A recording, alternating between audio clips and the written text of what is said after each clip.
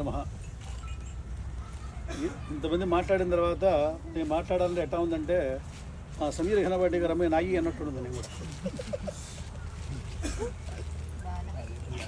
అట్లా ఉంటుంది అంతే. ఏవి మాటలు లేవు, ఏం చెప్పాలో అర్థం కావట్లేదు. అసలు ముందర ఆయన దక్షిణ ప్రకటించగానే శరీరంలో రక్త ప్రసరణ ఆగిపోయింది మొట్టమొదటి.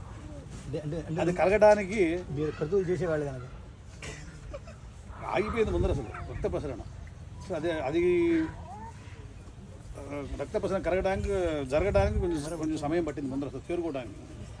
ఆయన నా దగ్గర ఏమీ లేదు అని చెప్పి చెప్పడం. మీరంతా ఆయన ఇస్తున్నారు అనుకుంటున్నారు, కానీ ఇదంతా ఆవిడ, నాకు తెలుసు ఆవిడ. కారణం ఏంటంటే నేను ఒకసారి చూస్తున్నాను, ఇది నిజంగా వాళ్ళంటూ ఉండగా జరిగిన సంఘటన.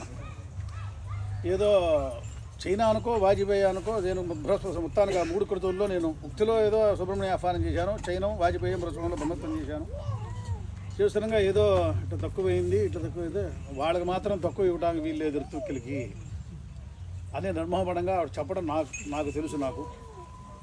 ఇదిగాక దంపతులిద్దరూ ఒక మాట నాతో అన్నారు ఒకసారి. అది ఆ 3 కృతుల్లో నీ చెప్పే విషయాలు ఆ 3 కృతుల్లో జరిగినవి, అది ఏ కృతుల్లోనే నన్ను మాత్రం ఎవరు నిలదీయద్దు, నేను చెప్పేది వింటూ ఉండండి మీరు.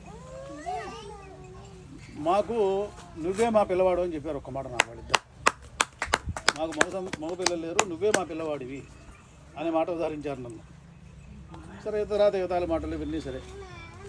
ముఖ్యంగా ఇక్కడ అందరిలో కల్లా తక్కువ వాడినవని అంటే నేనే. ఏమీ రాదు నాకు, ఏదో వచ్చినట్టు చూపించుకుంటూ ఉంటా, ఏమీ రాదు.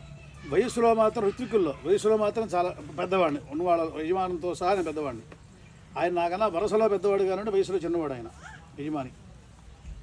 ఇంత అత్యద్భుతంగా జరగడానికి గల కారణం ఆయన యొక్క పట్టుదల, కృషి. అది సందేహం లేకుండా చూద్దాం. ఎప్పటికప్పుడే ఆయన ఎట్లా జరుగుతుంది, ఎంత ఇచ్చినా సరే ఆయన తృప్తి ఉండదు. కొంతమందికి ఎంతో తీసుకున్నా తృప్తి ఉండదు, కొంతమందికి ఎంత ఇచ్చినా తృప్తి ఉండదు. రెండో గోవు చెందినవాడు మా యజమాని గారు. ఎంతైనా ఏమి ఇచ్చాను ఇంకా ఇవ్వాలి అనుకుంటూ ఉంటారు. ఇట్లా ఇప్పుడు ఈ హోత్ర గురించి ఇందాక మా బాబాయ్ గారు చెప్పారు. దీంట్లో ఎవరు తీసిపోతారో ఏం అర్థం కావట్లేదు అసలు. ఏదో 2-3 నెలల్లో కృషి చేసి ఇప్పుడు ఆయన ఆ వయసులో ఆయనకి దగ్గర 50 ఏళ్ళు పడ్డాయి హోత్ర గారు కూడా. మరి ఆ వయసులో ఇట్లా కూర్చొని 3 గంటల సేపు కూర్చొని చేశాడు అంటే అది చాలా, ఎప్పటికప్పుడు ఆయన వచ్చి కూర్చొని చేశాడంటే చాలా గొప్పదనం. సరే వీళ్ళ పిల్లలు, వీళ్ళ పుస్తకం లేకుండా వీళ్ళు చేయడం, ఇట్లా అన్నిటికీ మించి అందరి గురించి చాలా గొప్పలు చెప్పారు. కానీ శంసాధ్రుడి గురించి ఎంత చెప్పినా తక్కువే సందేహం లేదు. అంటే మనం ఈ పౌండరీకం అనేటువంటి యొక్క పడవలో ప్రయాణిస్తున్నాం నీళ్ళల్లో. ఏ మాత్రం ఒక ఈ నట్టు లూజ్ అయినప్పటికి కూడా మొత్తం పడవ మునిగిపోతుంది. రోడ్డు మీద కారు కనుక ఏదన్నా లూజ్ అయితే ఏదో కింద పడతాం, దెబ్బలు తగులుతాయి. సరే ఏదో ఆపుకుంటాం, కారు బ్రేక్ వేస్తాం. అక్కడ బ్రేకుల్లో గీకుల్లో ఒకటే బ్రేక్, బ్రహ్మదేవుడు వేస్తాడు మన బ్రేక్. అటువంటి యొక్క ప్రతి వాడు ప్రతి శంసాధరుడు నట్టు లాంటివారు. ప్రతి శంసాధర్యు ఆ బోటుకి నట్టు లాంటివారు. ఆ నట్టే లేకపోతే బోటు మనం ఎంత ఇంజన్ పెట్టుకున్నా, ఒక్క నట్టు లూజ్ అయినా పడవ ఎందుకు ఉపయోగపడదు. ఎంత పెద్ద పడవైనా సరే, చిన్న పడవైనా సరే.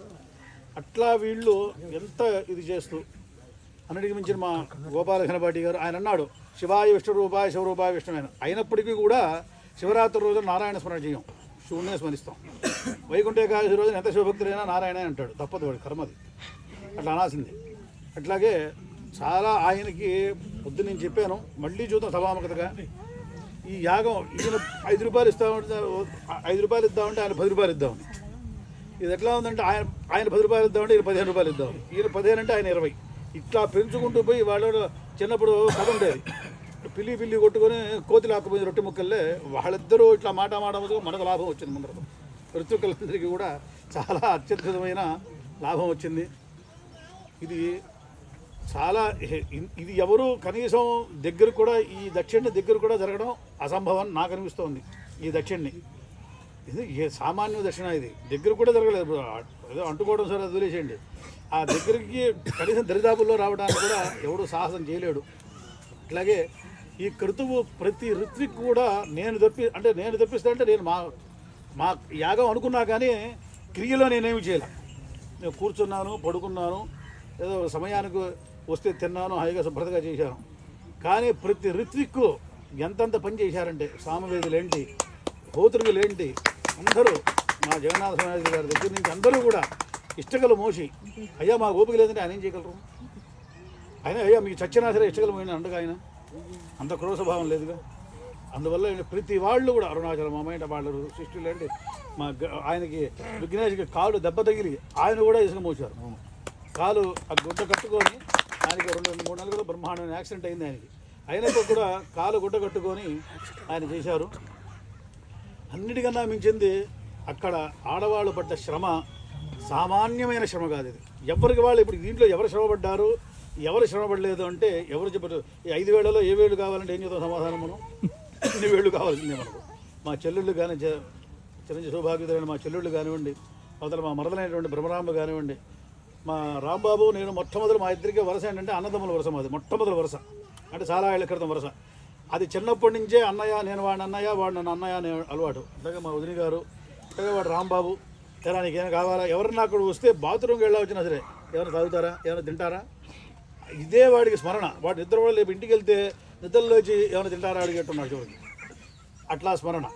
ఇట్లాగే ఋత్విక్కులందరూ కూడా ఇది మన యాగం అనుకున్నారు. ఇది సత్యనారాయణ స్వామి గారు పిలిచాడు, మేము వచ్చాము అనే యాగం ఎట్టి పరిస్థితులు లేదు. ఎందుకంటే నేను ఒక అన్నమాట నేను కొంచెం ఎగతాళిగా ఉన్నప్పటికీ కూడా డబ్బు గురించి ఎవరూ రాలేదు అన్నమాట ఎగతాళిగా అన్నప్పటికీ కూడా అది నిజానికి అదే సత్యం అనేదానికి ఒక నిరూపణ ఏంటంటే ఇంతమంది యాగాన్ని పనిచేయటం. మా యజ్ఞనారాయణ ఉన్నాడు, ఇది కాంగానే అసలు యజ్ఞం వచ్చి ఒకటి దొబిదారంగా ప్రవేశపెట్టడం తర్వాత అన్నీ తీసి పారేసి 2 పిలిచి అందరూ చిమ్మి పారేసి, అదే ఆయన నాకు ఒళ్ళు బాగా మామయ్య పడుకుంటా, నాకు నడు నొప్పిగా ఉందంటే మా నాన్న చెబుతూ ఉంటారు, ఈ నొప్పులు కూడా మనం డాక్టర్ కూడా చెప్పలేడు, ఏదో సింటమ్స్ చూసి మందులు ఇవ్వడమే కానీ అనేవాడు మా నాన్నగారు. అట్లాగే ఎవరు నొప్పులు అనుకోకుండా ప్రతి వాళ్ళు మరి నిన్న ఆరంభించిన వాళ్ళు ఒక్కళ్ళు మా నిద్ర వస్తుంది మా వల్ల కాదండి అంటే మనం తిట్టిన ప్రయోజనం ఉంది, వాళ్ళు చేయాలిగా, వాళ్ళు బుద్ధి పెట్టి. అందువల్ల అందరూ కూడా దీంట్లో ఒక సోంబీరుగా ఉంది ఎవరంటే ధైర్యంగా చెబుతాను, నేను ఒక్కడిని ఏ పని చేయకుండా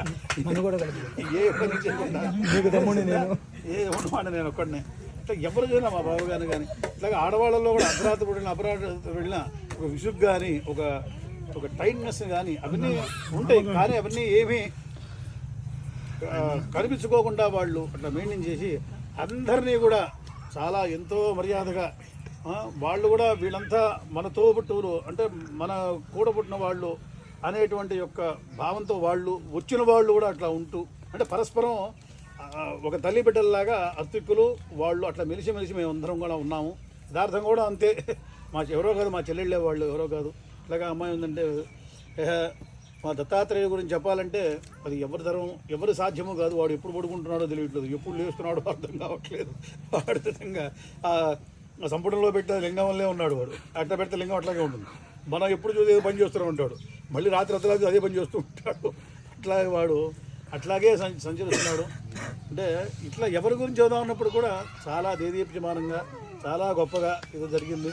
ఇదంతా కూడా మొట్టమొదలు సహకరించిన మా పిన్ని గారికి, ఆవిడ నాకు వయసులో చిన్నదైనా వరుసలో పెద్దది కాబట్టి ఆవిడకి నమస్కారాలు చేస్తూ ఆవిడ సహకరించింది కాబట్టి ఈయన చేయగలిచాడు. దాంట్లో సందేహం లేకుండా సభాముఖంగా చేశాడు. ఆవిడ ఏంటి ఇన్ని రోజులు నా వల్ల కాదు, 10 రోజులు ఏదో 5 రోజులకు అయితే ఉండగలను కానివ్వండి అని నేను ఉండలేనని చెప్పి చేయటం.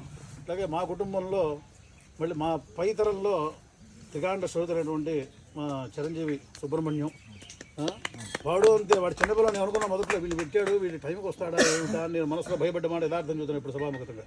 కానీ ఏదో 1 నిమిషం 2 నిమిషాలు ఈషద్వేషమ్యంగా పరిగెత్తుకుంటూ పరిగెత్తుకుంటూ అట్లా వచ్చేసేయటమే, వేరే మాట లేదు. అట్లా వచ్చేస్తూ అందుకన్నా కొలుగు పోసే పెద్దవారు ఇప్పుడు మా ఉన్న కుటుంబంలో అంటే ఈ ప్రస్తుతం ప్రవృత్తి మార్గంలో పెద్దలుగా అయినటువంటి మా బాబాయ్ గారు, ఆయన వచ్చి 11 రోజులు ఉండటం అనేది మా అందరూ కూడా ఒక పెద్ద నైర్ధైర్యం. అయితే ఏంటంటే ఎవ్వరికి కోపాలతో నా దగ్గర నుంచి ఇది వర్తిస్తుంది. ఇప్పుడు మనందరం కూడా అంటే ఇది ఎట్లా ఉన్నామంటే ఒక స్వతంత్రంగా ఉన్నాం.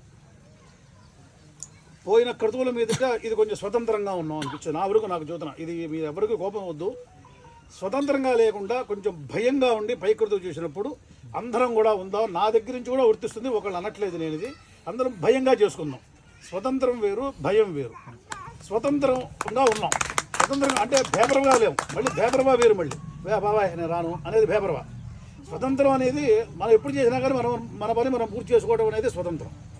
కానీ ఒక భయంతో చేసేది పాఠశాలలో విద్యార్థి ఉన్నాడు, ఈ పక్షంలో ఈ పన్న ఒప్ప చెబుతా అమ్మో గురువుగారు సంత చెప్పరేమో, కొడతారేమో, తిడతారేమో, వచ్చి అసహ్యంగా మాట్లాడాలేమో అనే భయంతో ఎట్లాగైతే ఒకవేళ పొద్దున పూట 10 రాకపోతే ఆ పాఠ్యమే పౌర్ణమిలో బల్లీలు చెప్పుకొని లేకపోతే ఇంకో 2 రాని పనసలు ఏదైనా చూసుకొని బల్లీలు ఎట్లా అప్పు చెబుతాడో అట్లా ఆయన దగ్గర మనందరం కూడా ఆయన దగ్గర కల్లా కరతూకి భయపడి మనందరం కూడా ఇప్పుడు నా దగ్గర నుంచి ఇది వర్తిస్తుంది అనమాట. అందరం ఉండాలని ప్రార్థన చేస్తూ నాకేం మాట్లాడడం రాదు, అయితే మాట్లాడి రాకపోయినా మాట్లాడమంటే సాయంకాలం 5 రోజులు మాట్లాడుతున్నాను ఆపకుండా అది జరిగినది. అందరూ అది అందరూ కూడా చాలా ఇదిగా